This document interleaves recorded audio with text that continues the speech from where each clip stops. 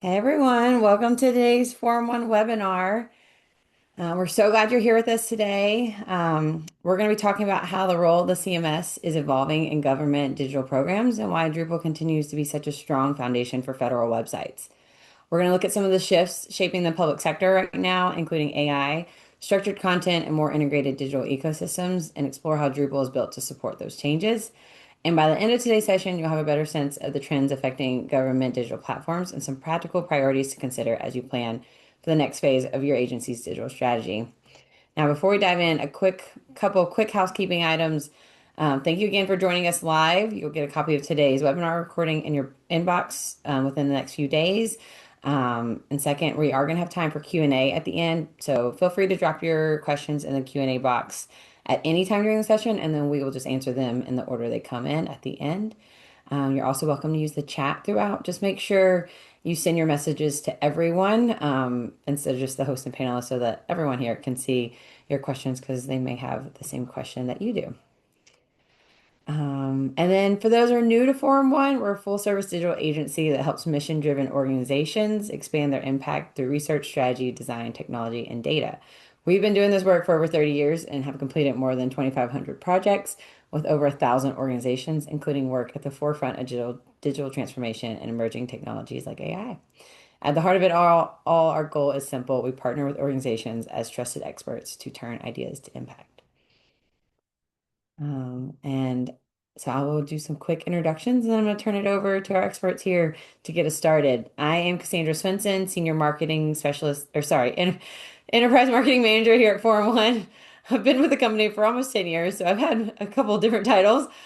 Sorry about that. And one of the things I love most is getting to work with the team and learning from the experts as our organizations navigate the rapidly evolving digital landscape. I'm joined today by Brian Graves, our VP of Engineering, and Mark Mahone, our Senior Director of Engineering.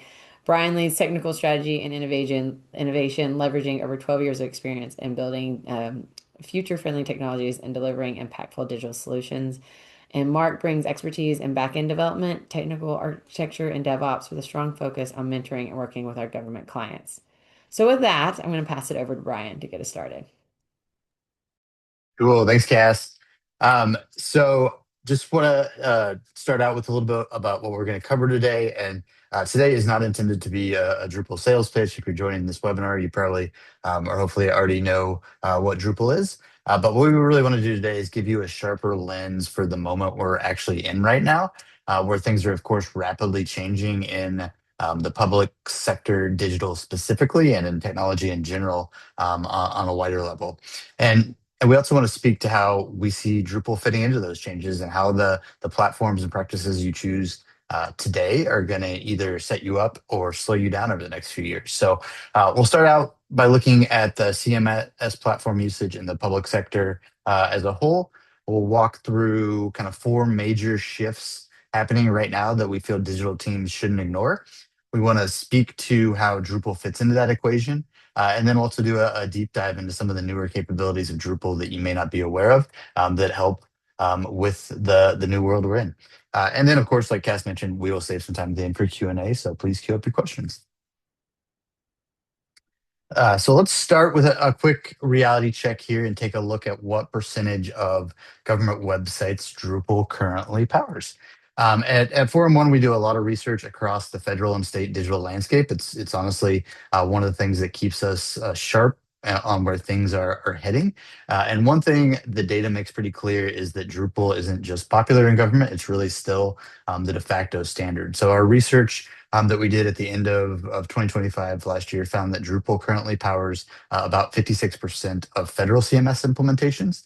And while its footprint at the state level is a bit smaller, it still holds the largest share there too at 26%. So no other single platform owns as much of at the state level as Drupal does.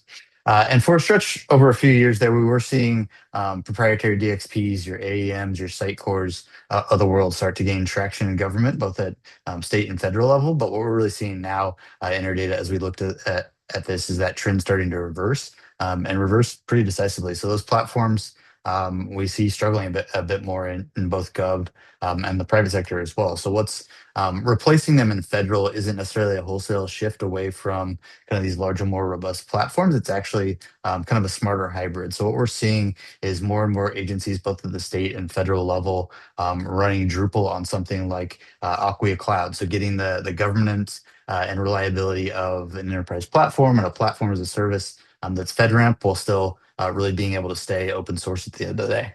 And that makes total sense when you think about it and kind of what we're seeing. Most state and federal agencies already have Drupal talent in house, the community, the documentation, the existing builds. None of that goes away. Like it would with switching to another platform. So you're not starting from scratch. You're building on something that's already been vetted across a lot of places. So overall, again, just looking at kind of the data and the data we've run in the past few months, what we're seeing is Drupal really remain pretty dominant in the public sector. But here's the thing, and this is really part of what we want to talk about today. Market share dominance doesn't necessarily mean that a platform like Drupal is future-proof or built for the moment we're currently living in. And what we're finding is that the real conversation has shifted a bit, and it's no longer just which platform do you pick? That question's almost secondary now. The more important question is becoming what's your integration strategy for that platform? What's the ecosystem around your CMS? Because for years, the CMS was really seen as the center of the universe, the destination. And today, it's a component of a much larger tech stack. It's not the sole product anymore. It's what we think of as really content infrastructure. And that distinction matters enormously for how you plan your next build. So if market dominance alone isn't the signal that we should be actually paying attention to, um, what should we be looking at? And technology is obviously changing very rapidly at the moment. But what's the signal? What's just noise? So to help answer that, we've identified really four structural shifts that we think every digital leader in government needs to be planning around right now. And the first of those is what we're calling zero-click government, and that's really a take on zero-click search, if you've heard that term. But in short, this is really just saying the public is increasingly getting answers from AI before they ever touch a .gov link. So search has moved from really page-based search to answer-based search. Your site isn't just a destination anymore; it's also a data source for AI systems and the tools that your users are actually interacting with every day. If your content's buried in PDFs or living in kind of unstructured pages, you're essentially invisible to those tools. And this is a trust issue when we're looking at this in government, not just a discoverability one. If an AI system misrepresents your agency's mission because your data wasn't machine readable, you lose authority, and that's hard to get back.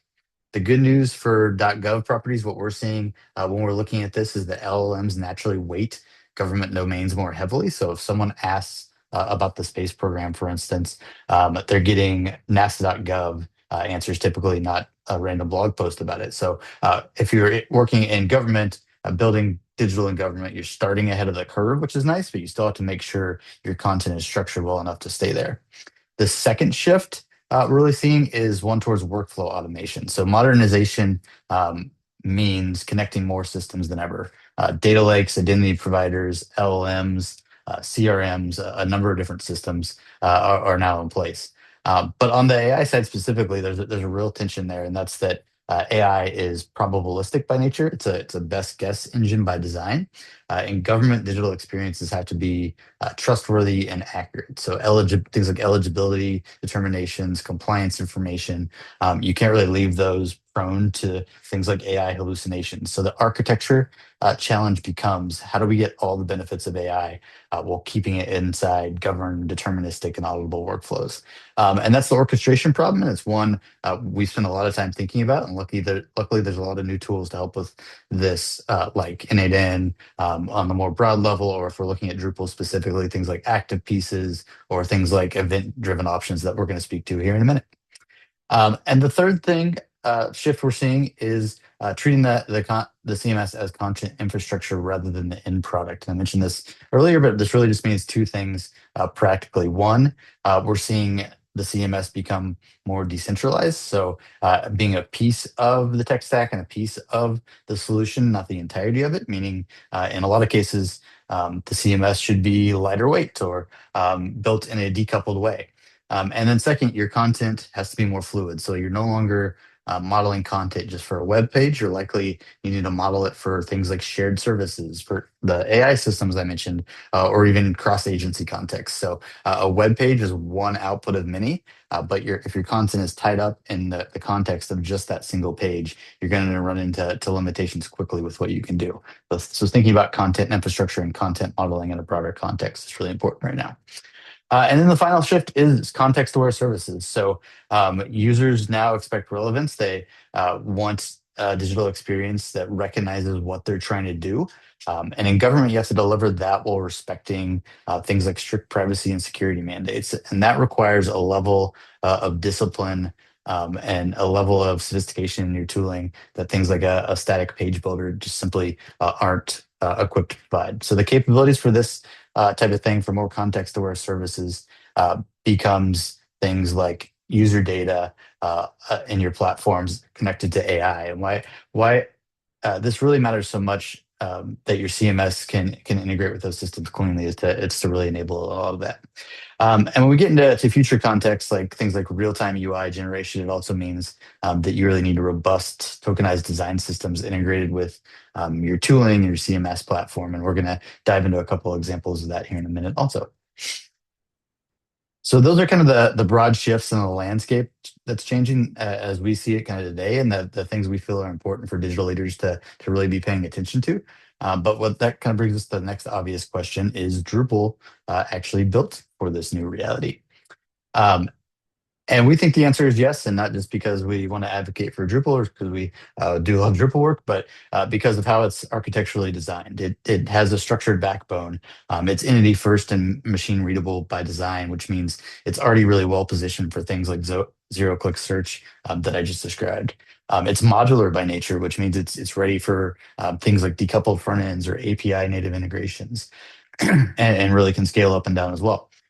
It's AI ready, and I want to be careful here because when we're talking about AI, that gets thrown around a lot, but we're not talking about just bolting on kind of a chatbot onto a homepage. We're really talking about how can we get the benefits of AI by embedding it inside of the government workflows you're using within Drupal, and the modules available there. So that's a fundamentally different thing than just kind of bolting on a chatbot. And then lastly, Drupal can do all the above while maintaining really kind of that federal grade trust. So the things it's always been known for: security, accessibility, compliance, things of that nature that have always been there and will continue to be there. It's got that federal grade trust on top of some of these modern capabilities. Now, that's all great in theory, but we also have to be honest about the environment we're all operating in. Budgets are tightening. We're seeing mandates for website initiatives to come in at 20% lower cost. Seeing things like timelines compressing and compliance and security expectations are only going up. So everyone is really being asked to do more with less and faster and with a bigger scope. In short, the expectations in public sector digital right now are higher than they've ever been. And that's puts constraints, but it also leads to what do we do about that? And this is actually where we feel Drupal really becomes the pragmatic choice, not just the right choice from a technical perspective. So when you can get efficiency, when you can't get efficiency by cutting scope, you have to get it from your systems and your architecture and how you're building things. And Drupal's open source model eliminates things like licensing overhead. Its structured architecture means you're not rebuilding from scratch every few years if you get things right from the start. The breadth of federal talent already familiar with it means you're not spending months ramping up a team on a new technology.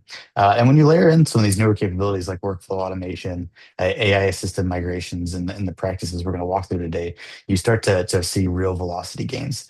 And this is work that we're doing every day with federal and state agencies. So I want to hand it over to Mark now, who's going to walk us through some specific newer capabilities that we're using, like decoupled architecture, workflow automation, and AI assisted tooling. So hand it off to Mark to dive into this a little bit more. Thanks, Brian. Today we're going to start with talking about our approach to decoupled Drupal,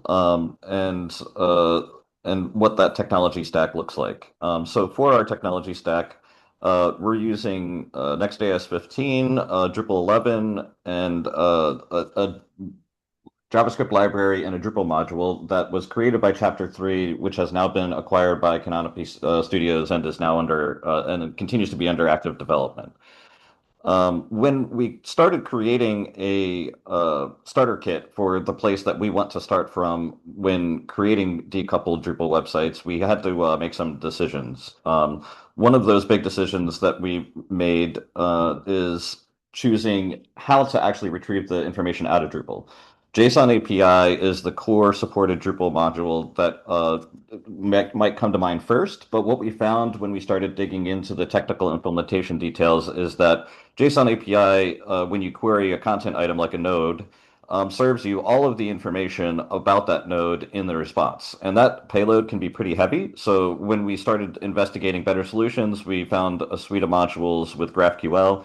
And GraphQL allows you to kind of describe the structure and the information that you want from a particular request. And so that payload becomes much lighter. It also comes in a format that you expect and is well typed and so forth. So that was one of the initial decisions we had to make when we were thinking about our approach to decoupled architecture, and we're pretty pleased with the results. Another part of the technology stack is Storybook for us. We've been using Storybook since an open source theme that we manage that's traditional Drupal, a traditional Drupal theme called Gesso, open source, available to the public. You can look it up. And so we've been using Storybook for a long time, and now that we're doing decoupled design, it fits in nicely as a React-based, component-based design system. So that's a little bit about our tech stacks. And what we found as we embarked upon actually executing and delivering these projects is in our mind, we were thinking, oh, great, a front end developer is going to be able to work on the Storybook components, a back end developer is going to be able to start doing content modeling in Drupal. And then they're going to meet together and create the GraphQL query to retrieve the information and connect everything together. What we found is that our backend developers were moving through the construction of the content model way faster than the front-end developers were styling the Storybook components. And so we actually ended up creating the backend development infrastructure and then creating the graph for the Storybook component so that the front-end developer, when they walked into the work item, could just put everything together and make it look pretty.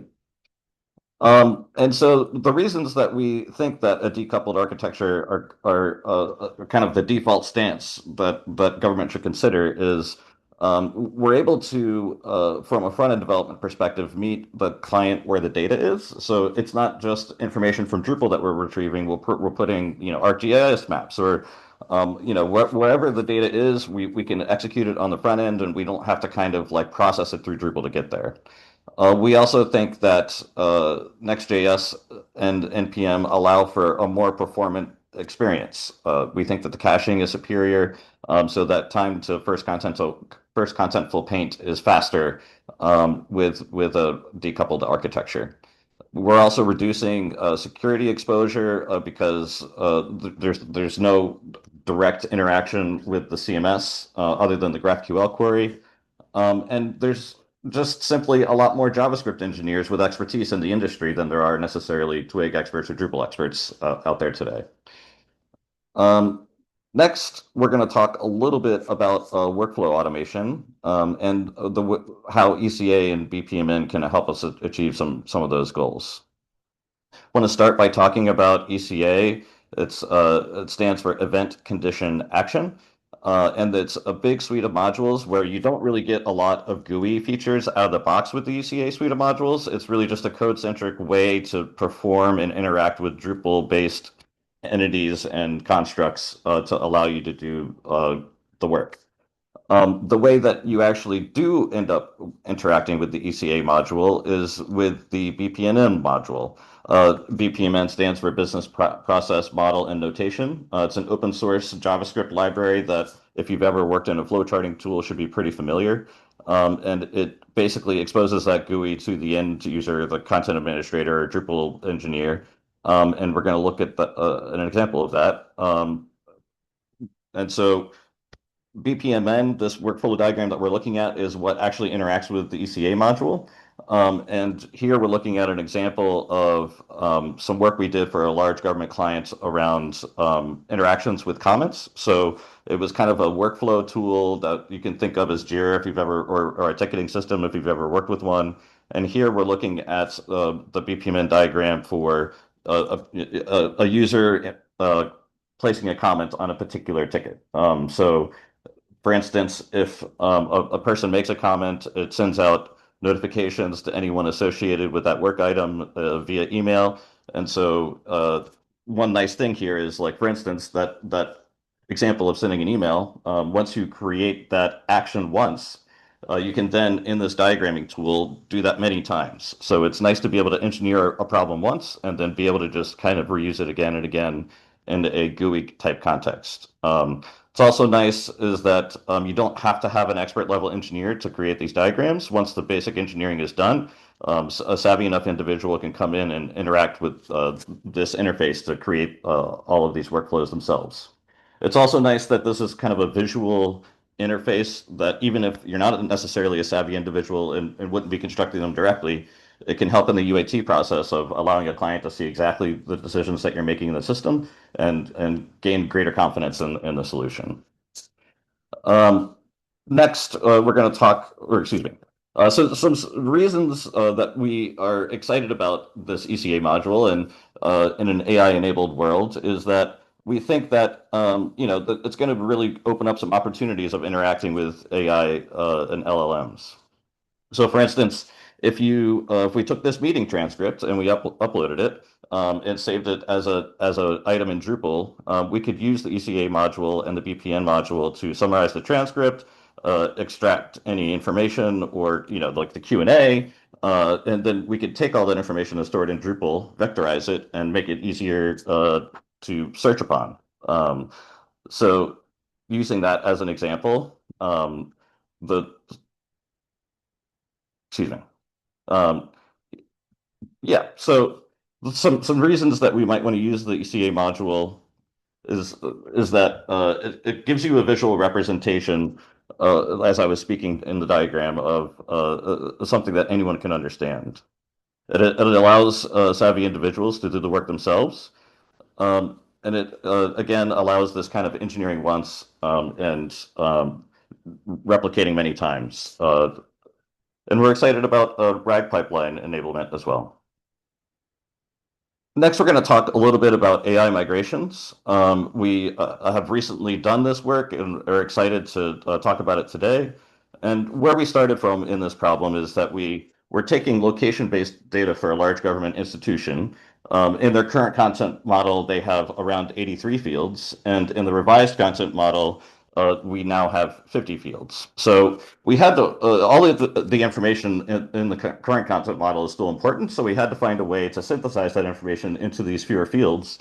And we did this through some interactions with LLMs. So the first part of that problem is to actually get the information from those 83 fields. And instead of like interfacing directly with the database as it was, we actually scraped it from the website using Puppeteer, and it was kind of an interesting problem to solve. In the application as it stands today, there was some JavaScript that needed to be processed in order for us to be able to scrape it, and so that's where Puppeteer helped us out a lot because it allowed the full page load to happen and for us to actually scrape the data. So here we're actually seeing the prompt that we used to scrape that information. And so what we did was once the information was scraped via raw HTML, we asked the LLMs to consolidate it down to Markdown, which is something that LLMs know how to interface with much better. And so once it was consolidated into Markdown, we then had a JSON file with a lot of key value pairs. And the keys were the machine names in Drupal to which the information went into. And then the values were the prompts to get the actual fields out of the content itself.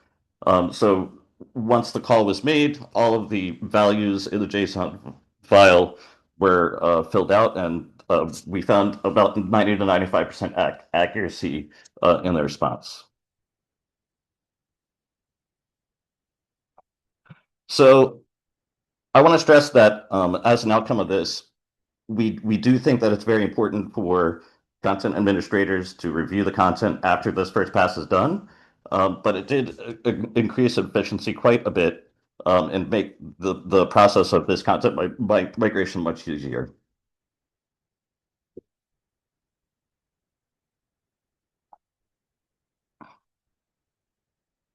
So next we want to talk about some basic Drupal AI modules and AI search that we're excited about in Drupal. So to start with, the Drupal AI module, just like the ECA module, is just a very basic engineering piece of engineering that allows you to interface with LLMs. And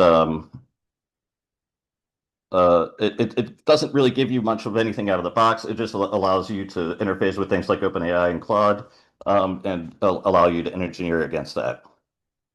Some things that we're excited about that you do get out of box with Drupal's new CMS initiative is that it's relatively point and click to turn things like automatic alt text generation for images on. And so you can basically just click in the interface and it gives you that feedback. You can see here that the response is pretty verbose, so there might be some tuning to do to make that a little more succinct to make it easier to achieve your goals. Another feature is that in CK Editor, you can actually do like in the upper right hand corner here, you can see that there's an AI assistant little drop down, and basically I put my prompt into the screen here, and you can see the prompt that I wrote and the response that I got. So it's really easy to just instead of going out to ChatGPT and doing this yourself, you can actually do it right in Drupal and CK Editor now. And then additionally, after that, after you've generated your content, it's actually pretty point and click simple to create the summary as well. And so got the summary here. We can see what it gave back, and it was pretty good. Next, we have the AI search module.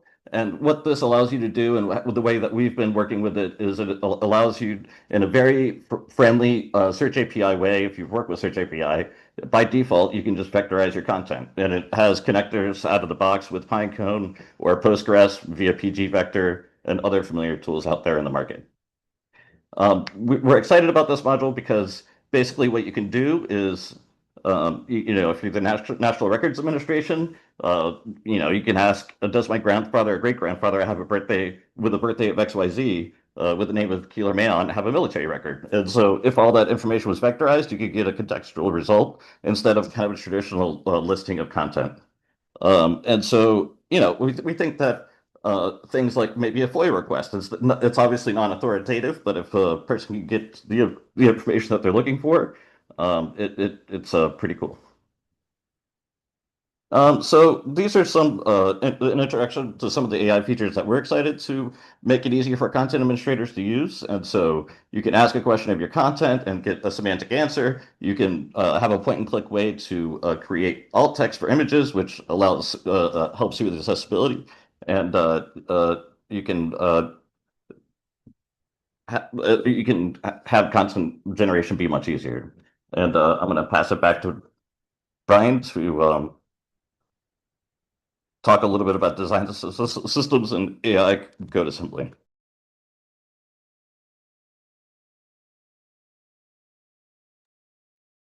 We'll jump ahead to that. Did you want to touch on Canvas, Mark, or I can jump ahead to the design system stuff? If you could jump ahead, that'd be great. Cool. Um, yeah, so Mark just took us through some, I think, really concrete technical capabilities there. And I hope what came through there is that a lot of the newer features here aren't just theoretical. Things like AI search and all the AI content features are things that we're building and deploying now, and that exist in Drupal, and really modernizes the platform in a lot of ways, and helps it meet this moment. So things that we can certainly take advantage of today. But I want to zoom back out for a moment and show you where kind of the most forward-thinking teams are actually really heading with a lot of this, because I think it paints a picture of where some of the real advantages is going to come from over the next couple of years. And we feel that the teams that are pulling ahead right now are the ones moving past free form AI code generation. And I want to explain what that means because I think it's an important distinction. So free form, think about like free form AI of just pointing Claude at something and saying, go build this, can certainly be super risky, create things like long-term maintenance headaches, security and accessibility gaps, things of that nature, things that are sometimes hard to catch in an AI context and expensive to fix as well. And there are a few levels to thinking about structured AI-based development. So AI using AI in a more structured way. And one of those is building out things like skills and agents for tools like Claude Code, so that AI-based dev tools can actually generate maintainable and high quality outputs. And we've done a lot of work here and have whole sets of these we developed for our Drupal work and our Next.js work, along with the other platforms and tech stacks we work in. There's a lot of really other interesting ones that people are releasing around US web design system, and cloud.gov, things of that nature. So a lot of these coming out now, but getting skills in place is kind of really important if you're doing more of this AI focused development. But there's also some really interesting work going on at other levels as well. And what some of the really kind of most forward thinking teams are doing that we're seeing is really anchoring AI to structured tokenized design systems so that the AI isn't inventing, it's really assembling trusted and tested accessible components. And a great example of this that I've seen out in the wild is work being done by the New York State Design System team. And I'll be transparent that Forum One works with New York State in a couple of capacities, but this particular work is their design system teams working on ours. But essentially, what they've done is built AI dev tools and MCPs that really allow them to stitch together components from their design system rather than generating code from scratch, kind of whole cloth. And with their processes, designers and developers really stay in control. Governance stays maintained, accessibility stays a standard part of this, but really still being able to leverage AI to assemble the parts that they already trust. And this approach only works if you have things like a componentized, tokenized design system. But the good news in the public sector is that a lot of our agencies already have something like this or something close that they can start from. So for federal teams, that foundation already exists through US WDS, US Web Design System, and many agencies have their own extensions of that, or have started to build their own, or like New York State have spun up a whole team around this to tackle this. So in a lot of cases, you're not starting from zero. You already have some of the raw materials or raw starting points to work from. But really, we feel that like these tokenized design systems are going to become even more important as we move into the future. Because when this stuff works, the results are generally pretty impressive. So again, the New York State Design System, New York State Design Systems team has really demonstrated kind of how they've converted a 5-page PDF form into an 8-step web application and kind of shared their progress out on how that's worked. And it's built using the components, tokens, and utility classes from the design system in less than an hour with Claude Code. So that's the kind of really modernization velocity that changes what's possible on compressed timelines and tighter budgets. Something that used to take days or even weeks to build out can now be done in less than an hour if you've got that right infrastructure in place. So I want to emphasize that you've got to have the infrastructure and tooling in place and design systems in place to do this and get this benefit. But once you've got that in place, it really speeds up what you can do and empowers you to do a lot of new interesting things or a lot of new modernization tasks that before would have been too time consuming or expensive. And you can also kind of envision how, as this matures, you can use this kind of setup along with Drupal and workflow automation solutions to deliver more of those context-aware interfaces and real-time UI components that I mentioned at the start, and really customizing user experiences on the fly once you've got kind of the building blocks in place. So really exciting to see this type of thing moving forward and to kind of start to envision where this is all headed and what we can do with this type of infrastructure in the future. So want to leave everyone with what we think kind of some practical priorities actually are for this year, the things that are going to separate the agencies getting this right from the ones that are still catching up in 2027. And the first is really stabilizing your foundation. So treating your CMS as content art infrastructure, not just a publishing tool. auditing your content models. So things like if you've got duplicate entities or messy taxonomies or content that's structured for the page and nothing else, your digital strategy is going to hit a wall pretty quick. So getting the structure, the data, the content right first is very important in this moment because everything else kind of depends on it. Second, modernize intentionally. So don't just decouple just because it's the trend. Do it because the benefits of the benefits it brings and where performance and reuse actually matter. Strengthen your API maturity, and when you bring AI in, make sure you're embedding it inside your workflows, not on top of them. So the difference between AI that helps and AI that creates just a new set of problems is almost always about where it sits architecturally. And third, operationalize intelligence. So move from AI experiments to true governed AI. And the goal should be to contain kind of probabilistic outputs inside deterministic processes that you can audit, you can explain, and that you can stand behind publicly. And make sure that you have, if you're thinking about the UI side of that, make sure that you have those tokenized design systems in place that AI can actually consume and work with when it comes to using AI on the interface side. The agencies that are going to get this right in 2026 aren't going to be the ones necessarily chasing the newest tools. They're going to be the ones that evolve their architectures, evolve their thinking, build the right foundations, start taking advantage of some of these newer capabilities, and who choose partners who understand both the technical landscape and the unique constraints of government. And that's what we do here at Forum One. So we'd love to help you figure this out and what the right next steps for you might be. So with that, we will take it to Q&A. Thank you so much, Brian.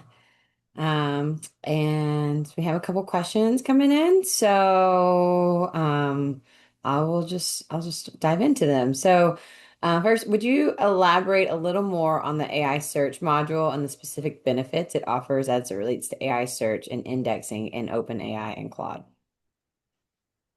What the AI search module really gives you out of the box is a straightforward, like as I mentioned, search API friendly path of vectorizing data into a data store. As far as like retrieving that vectorized data and doing something useful with it, that's more a little more on you and not a direct solution that the module gives you. It's really just like solving that vectorizing piece for you. Awesome. Thanks, Mark. Brian, you want to take this next one? So many agencies are interested in using AI to improve digital services, but they're also navigating strict security and compliance requirements. How can agencies safely incorporate AI into Drupal workflows while still meeting federal standards like FedRAMP, accessibility, and auditability? Yeah, no, it's a really important consideration. And on the FedRAMP side, there's a number of models that are FedRAMP compliant, primarily when accessed through cloud providers like AWS GovCloud, Google Cloud, Azure, those type of things. So like with anything, you can always check that stuff out on FedRAMP.gov. But OpenAI, Claude at the moment, anyway, and a number of other are FedRAMP compliant and able to be used. And then there's also the possibility of using things like open source models as opposed to the AI API-based providers like OpenAI.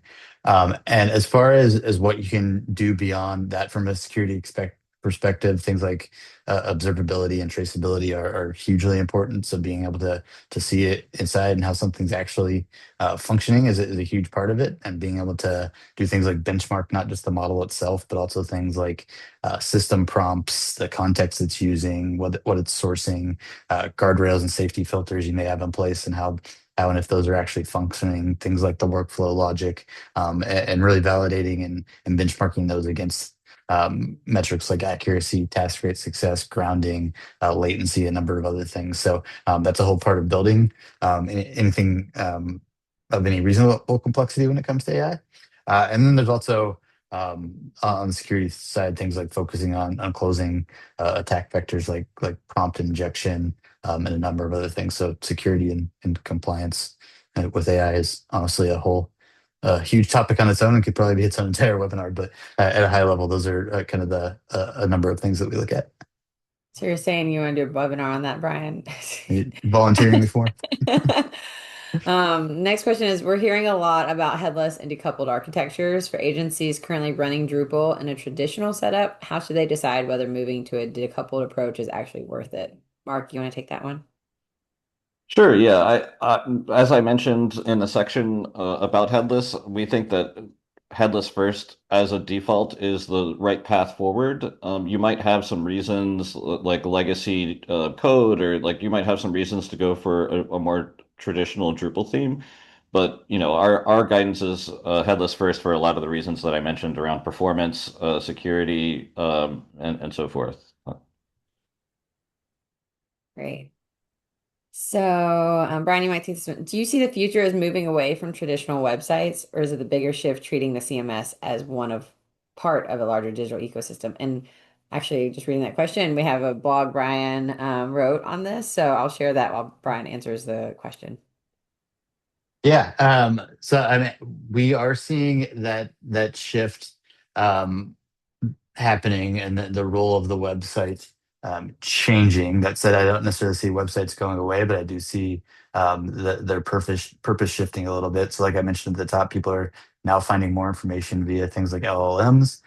So, web content now, in a lot of cases, is a source of information for LLMs as much as it is a source for human web traffic. And I think that's going to continue to grow and be the case more so as we move forward. Um, but I'd also say websites, beyond just like the informational aspect of it, websites are still a place for people to take action, and I don't see that going away. People still need a place to fill out a form or things of that nature, and I don't see that changing in the immediate term anyway. So really see websites as a source to certainly feed um, LLM's information, to still get information to people, and for places for people to take action as kind of the big goals of any new website today. And then on the CMS part of that question, I guess, like I said, I think I see the CMS continuing to be decentralized and part of a wider digital stack. Probably the CMS layer itself becoming less heavy and lighter in a lot of ways, and different parts of the stack owning different things, because we now have to do a bunch of things other than just create content for a web page. So from a pure implementation perspective, see that shift continuing to happen as well. Great.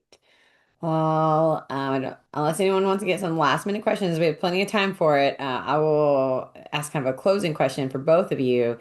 If a federal digital team only focused on one modernization priority this year, what would you recommend they start with? Mark, you want to go first, and then Brian, you can go close it out. Sure. Yeah, I think for me, with this notion of doing more with less that Brian talked about a little bit, I think AI enablement of any kind is important, whether that be like directly interfacing with tools, or embedding AI features into your website for end users to consume, or empowering content administrators to be able to more easily interface with AI tools. I think that's the biggest, force multiplier that I can think of to focus on, and I'll turn it over to Brent. Yeah, and I'd say I'd plus one Mark's response there, but I'd say also um, really kind of what I mentioned in that first or that last slide where I had kind of three priorities, but the first one of those being getting your data and your content right first, and focusing on your foundation is kind of the most important um, thing to do from a modernization perspective, because that feeds everything else, including kind of what Mark mentioned of AI enablement, bad data in, bad data out, that whole concept. So getting the data and the content right first is kind of key to everything else. All right. Well, with that, now everyone knows what to start working on. Thank you, Brian and Mark, for all the amazing information. Super helpful. Everyone, you will get this recording in your inbox, and there'll be a white paper to follow as well. So thank you again for attending live, and we'll see you at next month's webinar. Thank you. Thanks, everyone.